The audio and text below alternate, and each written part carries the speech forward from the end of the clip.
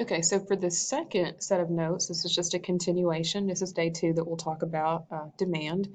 So you're going to have your shifts in the demand curve.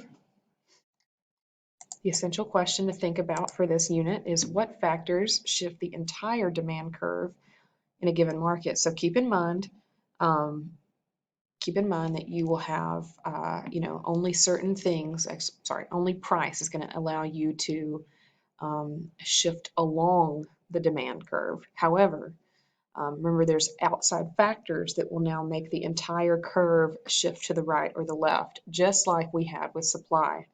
Those outside factors affect overall demand, okay?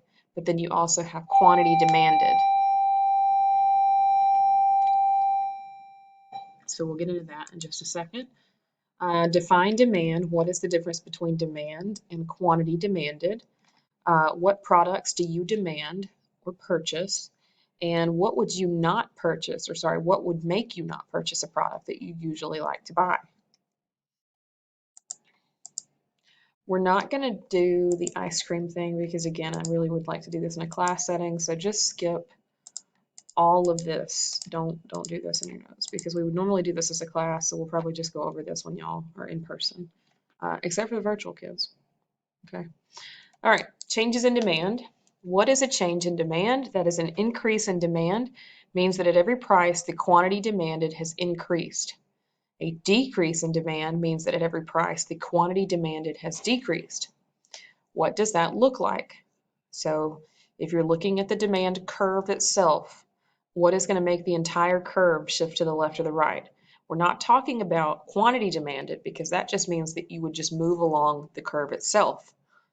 These outside factors that affect demand are going to make the entire curve shift to the right or the left.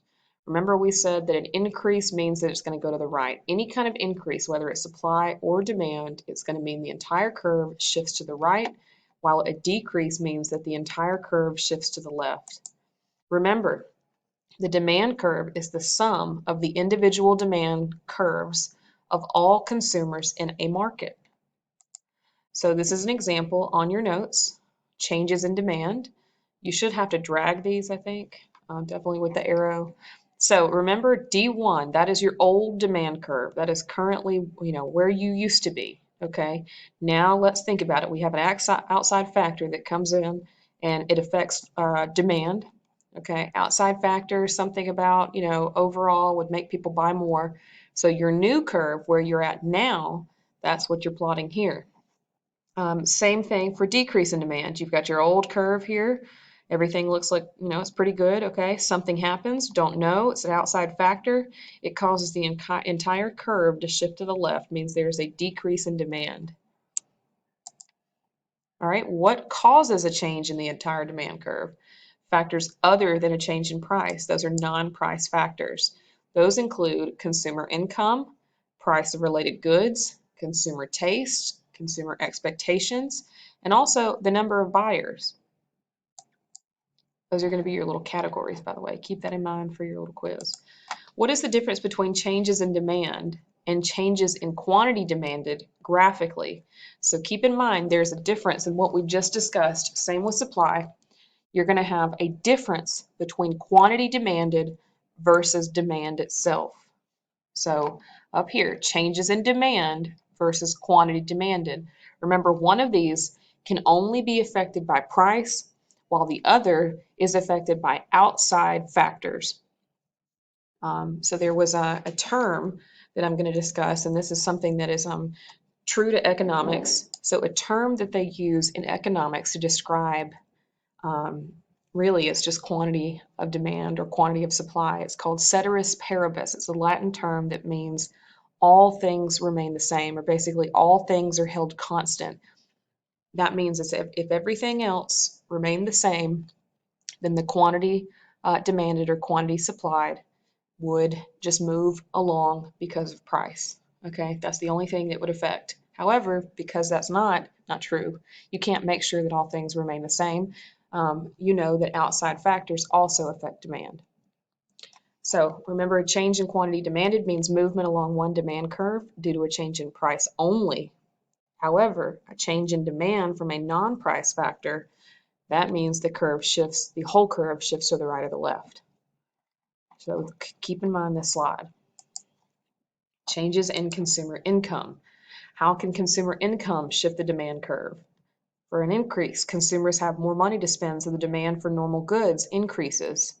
Keep in mind, we are in kind of the pandemic mode. However, because of the stimulus checks, they wanted to plug that money into the economy to, entice people or, try to have them go out and spend money and get all that money back into the economy, buying and selling. Okay. So consumers have more money to spend, so the demand for normal goods increases. Keep in mind, after people got that stimulus check, they went out, purchased who knows what, okay? But normal everyday goods increased, the demand increased. Now, when consumers have less money to spend, the demand for normal goods decreases. What is a normal good? Normal goods are, as income increases, demand for these goods also increase. Inferior goods means that as income increases, demand for these goods decreases. Okay, so you have more money, you're going to spend on your normal stuff. If you have less money, you're going to substitute for something that you could actually afford. So in this, we're going to, discuss substitutes, and I will say, like I said, there's certain things that I will not make substitutes for, no matter, if it's a little tight that month. I'm not gonna get Kraft mayonnaise. I'm not gonna get Hellmann's. To me, those are trash. Okay, it has to be Bama mayonnaise. I say that to everybody. That is the only mayonnaise I eat if I'm gonna eat mayonnaise. So I would not substitute that. Okay. However, I may be able to buy more Bama mayonnaise if my income increases. Okay. Or you may be able to buy more of that Charmin toilet paper, which is more expensive than your Angel Soft. Okay. Now, if I'm desperate and Angel Soft is on sale, that is an inferior good to me. I will purchase that. But as my income increases, I will just, we'll let that go. We'll keep that, back unless we absolutely need it. Okay. So your normal versus your inferior goods. For example, your normal good, you might consider buying a car. Okay. However, if it's tight and you can't afford that, you're probably going to substitute or use an inferior good, which is taking the bus. So list some examples of what you consider normal goods and list some examples of inferior goods. So keep in mind my example of the toilet paper and the mayonnaise.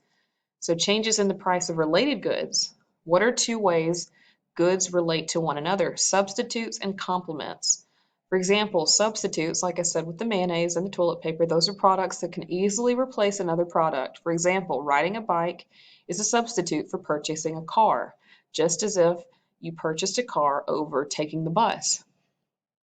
A complement is a product that is used in conjunction with another product. For example, bacon and eggs are frequently bought together.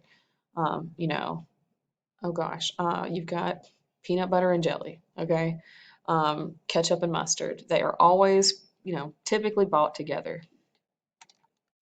So list some examples of substitutes and list some examples of complements. Changes in the price of related goods. How does the price of a substitute good affect the demand curve? An increase in the price of one good increases the demand for its substitute. So in other words, when a product is more expensive, consumers begin buying its substitute instead, even though the price of the substitute did not change. So you do have kind of your discounted items.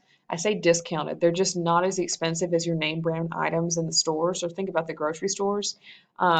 So this could mean the difference between you buying a name brand item. For example, you've heard me talk about Jimmy Dean sausage in class, okay? Jimmy Dean sausage is a name brand. It's kind of expensive depending on, what your budget is. So if you were in the market for sausage, but you cannot afford the Jimmy Dean, you might get the store brand.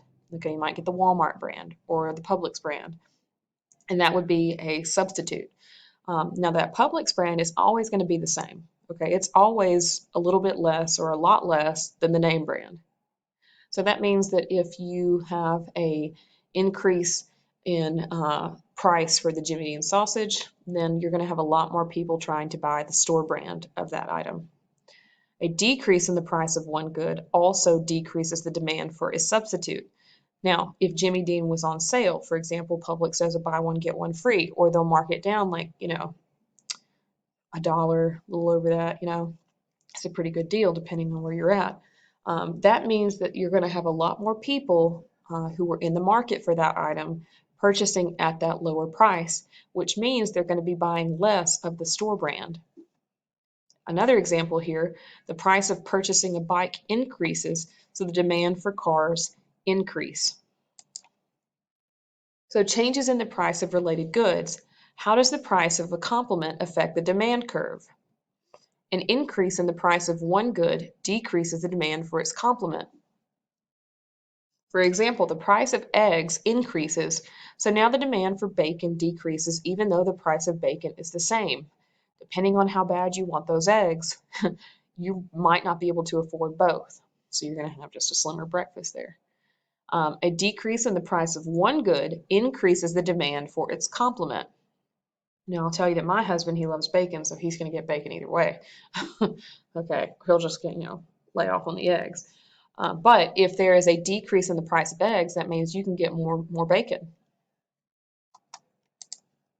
Recall a time when you saw a product that was more expensive than usual and it affected your purchase of a substitute or complement good.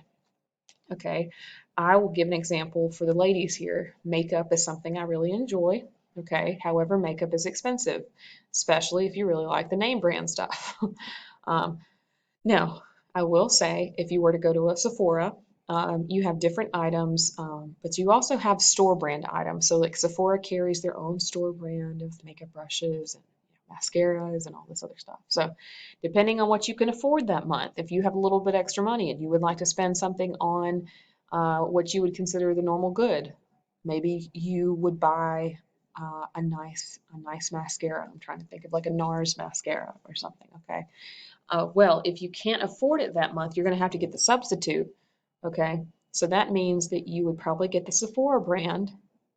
Now, would it affect a complement good? Okay, so another factor that would affect the shift of the supply, not supply, wow. Another factor that would affect the shift in the demand curve would be changes in consumer taste. So what is consumer taste? Consumer taste refers to consumer likes and dislikes. It is commonly affected by current trends or fads. So I know this is stupid, but I probably remember the Razor scooter. When I was in middle school, the Razor scooter was just like the must-have Christmas gift. Everybody had to have one. Now, of course, back then they were probably like near $100 or something. Now, I want to say the trends have changed. So consumer taste, it's no longer trendy. So I think they're down to maybe like $40, $30 for a scooter. Now, the trends have been replaced by those little mechanized scooters. So the ones that don't have the handlebars, you just like stand on it and you ride, I think. Or maybe those aren't even popular now. I'm not sure. I don't keep up with that stuff. But current fads or trends are really what drive consumer taste. So how does a change in consumer taste affect demand? It could increase it. So if consumers suddenly like a product, then their demand for that product will increase. But it can also decrease demand. So if consumers suddenly dislike a product, then their demand will decrease. For example, if Kylie Jenner, if you see her posting something on TikTok, then suddenly people are going to say, oh, I need to have that also. Same thing for, some of your favorite music artists. If you see them wearing a certain label or wearing a certain style shoe, or even for the ladies makeup wise, then you're going to see a big trend in that. Gosh, hair color. I remember when people started dyeing their hair different colors, like those pastel colors, and then it was like a big trend at that time. Even like with weddings. I know this sounds stupid, but like a lot of those women wore like little flower crowns and stuff. But that is an example. Describe a time when you purchased a product because it was suddenly popular or trendy. I remember when I went and got, when we purchased my engagement ring and my wedding band, I'm sorry. they said, "Oh, rose gold is such a trendy. It's just trendy right now." It's like, well, ma'am, that's not what you would want to tell me while I'm trying to make a purchase. Okay. Plus, it's just my favorite. I don't care if it's a trend or not. But that's another thing. Changes in consumer expectations. How do consumer expectations affect the demand curve? A change in what consumers expect to happen in the future can cause an increase or decrease in demand. Remember, we also have the same category with our supply. Factors consumers might expect to change: economic conditions, future income, weather conditions, etc.